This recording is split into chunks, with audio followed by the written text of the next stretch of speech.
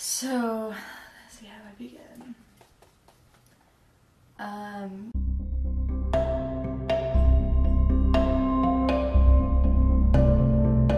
I met Andrew Ray Townsend in Spanish class in high school. In high school, I was kind of a monster, kind of a problem with women, mostly, only.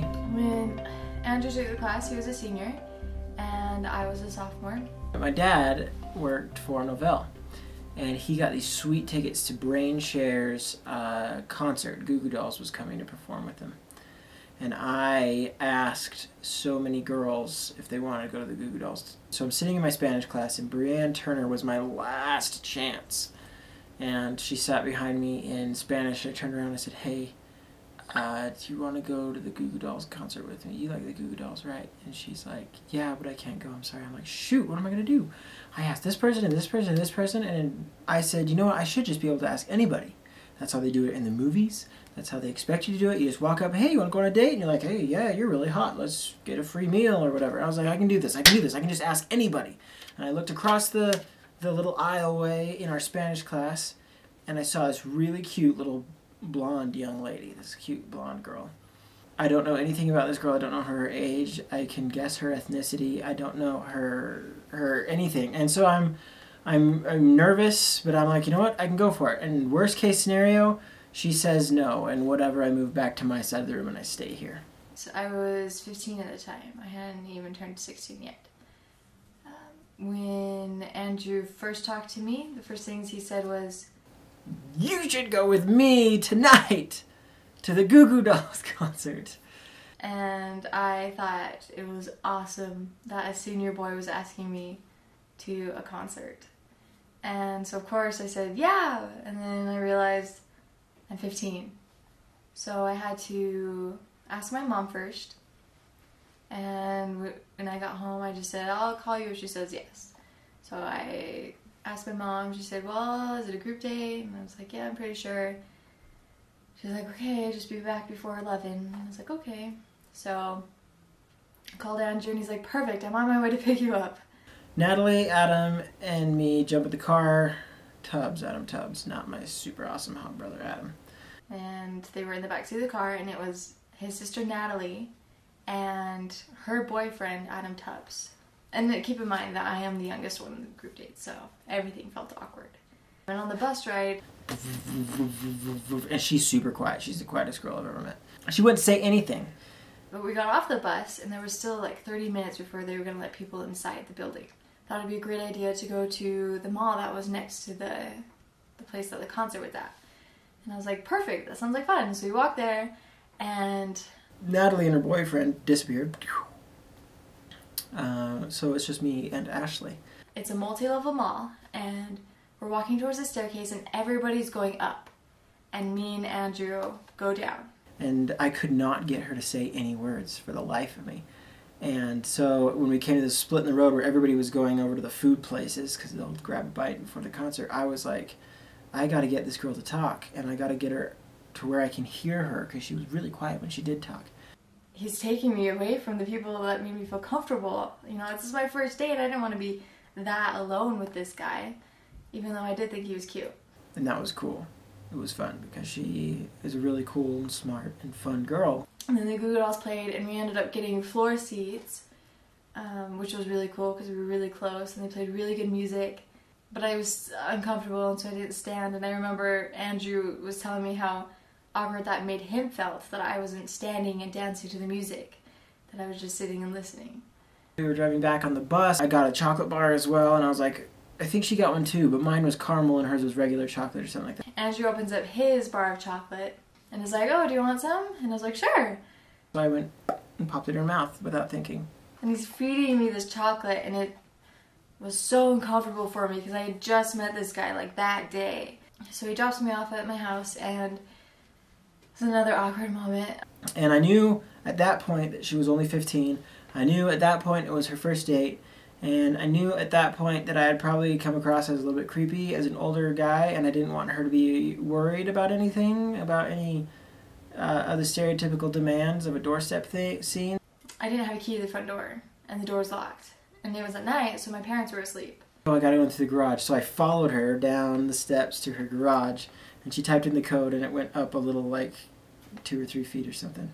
And I just went, nice, thanks for going on the date with me, and shook her hand. I was wanting a hug because I thought that was a nice end to the date. And thought I was all nonchalant about it and walked back to the car. Thanks, see ya. And I go in my garage and, you know, some creepy, weird things happen, but I think mostly it was just me being nervous. It was my first day, and he was a senior, and I was just this little sophomore girl. I believe the concert was in April, and school would be ending in May, and so we didn't really have a whole lot of time after the concert, but I do remember that there was a lot of note passing in class. Eventually I got her MSN Messenger information, although we used Yahoo Messenger because, you know, we were cool. And so we would IM, and I remember sneaking down at night and turning on the computer that was in the kitchen and IMing with her super, super late into the night because that was really exciting and fun. And then turning off the screen and listening to see if my dad was coming down or anything like that. Andrew brought me a CD of his music that he made. I believe his name was Raggy Andy, and so he brought me a CD, and I had him sign the cover. One day I was walking to class with my friend, and both of us were going to the same class, and we were almost there, and Andrew sees me from the hall, and he doesn't say anything. He just makes eye contact with me and then runs into me giving me a hug, and I was shocked. And then he walked away. He didn't say anything. He just walked away, kept on walking to his class. And I got into class, and my friend was like, "Did he just hug you?" And I was like, "Yeah." And she's like, "Oh my gosh, he's so cute. Is he a senior?" And I was like, "Yeah." And so we spent the whole class just giggling over the fact that I got a hug from this cute senior boy. And Andrew contacted me and said, "Hey, I'd love to take you on another date." I was going to take her to see a movie, and me and my friend Devin were going to pick her up, pick up our dates, and then go to the movie. So I go and pick up Devin first. And Devin gets in the car, and I said, "Okay, so my date lives clear out in Cedar Hills, out in the boonies where crazy people live. Where does your date live so we can figure out who to pick up first?" And he goes, "Oh, my date canceled." So Andrew comes and picks me up for this date, and I had thought that it would be a group date. But when I got in the car, there was only Andrew, me, and one other guy. And we drove to the movie theater, and then Andrew said, "Oh, by the way, this is Devin Davidson," and his date didn't come. So it was just going to be us three. And I remember holding my hand in a very strategic place so that if he wanted to hold it, he could. He never got the hint. We did not hold hands that day. And when the movie got out, I had to go to work. So he rushed me home and he said, "We'll go get dessert on your break. Just give me a call." I knew that she was still fresh 16 by now. Brand new fresh 16. So I did not want to be alone with her on a date because you shouldn't do that. I run to work, and when I figure out what my break is, I text him saying, "Hey, I'm going to be going on break in 15. And he says, "Okay, I'll meet you at the Wendy's that's by your work." It's like, perfect. So I drive to the Wendy's, and I walk inside, and there he is with his two little sisters, Nikki and Abby. So I go up there, and I brought my two little sisters because, you know, little sisters, suave. Guy's got like good relationship with his sisters. He's a pretty sweet guy, you know. And went in there and I was like, "Okay, let me buy you dinner." And she was really shy. Again, "No, it's okay. I'm okay." And I said, "You want something? What can I get you?" And she's like, Just a Frosty would be fine." So I was like, "All right, whatever." So I just bought her a Frosty. And he bought them dinner and me just a Frosty because that's the dessert I was supposed to have. I became kind of a slob, and I started texting her more than I should have, and I said some things that I probably shouldn't have, and eventually she's like, "You know what? I have a boyfriend, and I'd appreciate it if you stopped texting me." Now, this was in a text, so I don't know if she sounded like that. But it's just not working out. Andrew got his mission call, so we kind of went our separate ways. Andrew went on his mission. I went to school at SUU. But I was on my mission. While I was on my mission, I sent people emails through my Yahoo Mail instead of the LDS Mail because the LDS Mail was constantly crashing. And so since I was like, I'm on my Yahoo Mail, I'm going to change my Yahoo avatar, the little guy that looks like me, to wear a nice suit and tie because I'm on my mission. A month or so of being home from my mission, I changed that avatar to be a more casual but still very nicely dressed guy. I noticed because he changed his avatar on Yahoo Mail. So I was like, oh, he must be back from his mission. Maybe I should send him an email. So I sent him an email saying, hey Andrew, I noticed you're back. I was just wondering if you'd like to hang out. I said, oh my gosh, it's so good to hear from you. Let's get together. Yeah. Let's have a nice, good time. So I went out for the weekend from SUU, and I sent him a text, and we hung out. We were in the old Gallant, and it didn't have air conditioning, so we drove on the freeway with the windows down as we went to Sammy's in Provo, and decided they were too crowded. So then we drove to J-Dog's in Provo, and had hot dogs there. She was still very quiet. It was difficult to pull words out of her. But she opened up pretty quick in that first date. Toward the end, she was able to talk. It took a lot of me sitting there quietly like this. And we had a great time. The next day was Saturday, and I think I called her and said, hey, yesterday was so fun. We should hang out some more. And so she's like, okay. And we hung out on Saturday, and then I think we hung out on Sunday as well. And then definitely again on Monday, and on Tuesday, and on Wednesday and Thursday. Every day I was hanging out with him. It was really fun, and we got along really well. And on the last day, we went to Timpanogos Cove Park, which overlooks the whole valley, and it's really great and kind of romantic. And we were sitting on the hill, and I just said, I wish I had the courage to kiss you, or something like that. Something cute and romantic and cheesy. And somehow I had the courage to just kiss him. I knew he wanted it. And we sat there and we held hands for the first time. He was sitting next to me, and we were both sitting on the grass. And I look over and I grab his face and just pull him towards me because he was not going to run. I was not going to let him run away from my kiss. And so I grab his face and I kiss him. And we kissed for the first time, and the second time, and probably up to like the 50th or 100th time. And then I hugged her and I said, I wish you the best of luck on your schooling. Then I left. I went back to SUU. And he moved on as well. I noticed he went after some other interests that he had.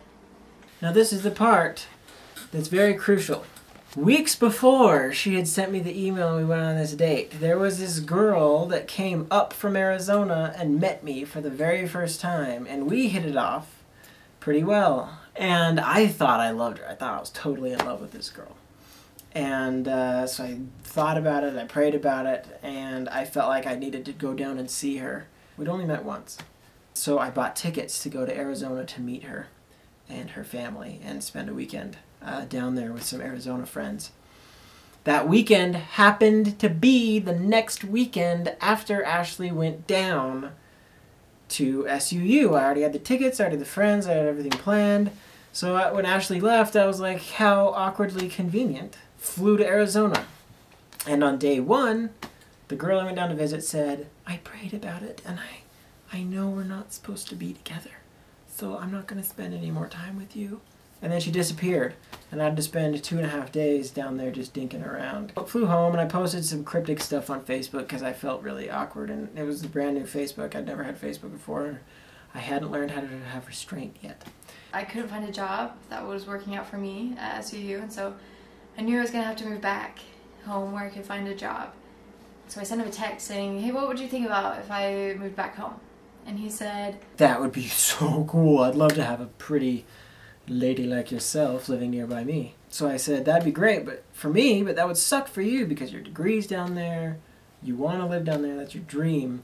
And what I found really, really hot about Ashley is that she was super independent like that, living out on her own, fresh out of high school like that. And I said, great, I'm going to come up. And he said, oh, okay. You want to see me? And I was like, yes, if you come up here, I will make you breakfast. I will make you my famous breakfast burritos. Famous as in Elder Flores taught me how to make them, and they were okay, and I maybe made them for one other person in my life. And it's like, okay, I'll be there at 6 o'clock in the morning. I hope you can make me breakfast. And he said, okay. And I don't think he took me seriously. because I left my apartment at 3 o'clock in the morning and I got there at 6 and he was asleep. Well, I wake up to my phone vibrating. It was one of those old bar brick phones across my nightstand. So I grab it and I look at it and it's Ashley. And before I answer it, I also see notification that there were like 7 text messages and like 2 missed calls. And I was like, oh shoot. And so I answered, I was like, hello? And she's like, I'm here. And I look out my window. And she wasn't parked in front of our house. She was like parked in front of our neighbor's house way far away. So it was like more creepy. And I knocked on his window like he told me to, and he wasn't getting up. Finally, he got up and opened up the door, and he's in his pajamas. His hair's all cute and messy. Oh, he looked so cute. So cute. And I was like, shoot, I'm not prepared or anything. I got to entertain this girl somehow. And so I turned on the TV and Sonic the Hedgehog was on, which is a classic. You should watch it, kids. And he starts making his breakfast burritos, which are amazingly delicious, by the way. So I watched cartoons, and then his little brother Adam came out in his pajamas and his cute, messy hair. So my brother came out, and I was like, Adam, this is Ashley. Ashley, this is Adam. And he's like, so, and sat down and watched TV, so. So we ate breakfast, and it was really good. And I was like, okay, well, I gotta go now. And she's like, okay, that's great. And then he leans in and kisses me. I had the impression that we had gone back to being friends, because I noticed he had moved on, that he had pursued the other interests, romantic interests that he had. I have to go. I'll text you later. And she got in her car and drove away. And I was like, okay. And later on, I sent him a text saying, I want to be clear, you know, do you have another interest in your life? And I get this text from her, and she's like, are you cheating on me, or are you cheating with me on someone else? And I was like, whoa, easy there, girl. And I texted her back, and I said, if you are going to judge me without talking to me, forget it. He got super offended at that. He didn't want to be accused of being that guy. And so we didn't talk for like 3 days. Day 3 comes, and she's like, seriously, can we talk? Finally, I was like, if I buy you ice cream, will you talk to me? If we just go out for, yes, ice cream, magic words. So we met, I bought him ice cream, and we didn't talk about anything important. I kind of want to get some talking out. She's like, yeah, me too. And I said, where do you want to go? And she's like, I don't know. So I jumped in her car, and then we ended up at Bridal Veil Falls in Provo Canyon, and the mosquitoes were rampant. And so we're walking around up there. And we finally started talking, and he's like, what's your problem? She goes, well, what's the deal with the Facebook post and this girl? And I said, why does it matter? I told you there isn't anything there. And either you trust me and we move forward, or we don't. Because I'm not going to waste my time with someone that doesn't have a trust and respect for me initially. And I was like, okay, good. That's what I needed to know. Took you long enough, and it costed a lot of ice cream. I said, what do you want? What do you really want? She said, I want to date you. And I said, sweet, I want to date you too. Exclusively? And she's like, yeah, just us. And I said, okay, let's do that. I don't want to get married. I know that you're a returned missionary, and I just don't want to get married. And I said, when did I say I want to get married? And she's like, you're a returned missionary. Isn't that what you guys do? And I said, not me. So we won't get married. It's just not going to happen. And I was like, perfect. Then we'll be good. And then we probably made out and stuff. So we started dating.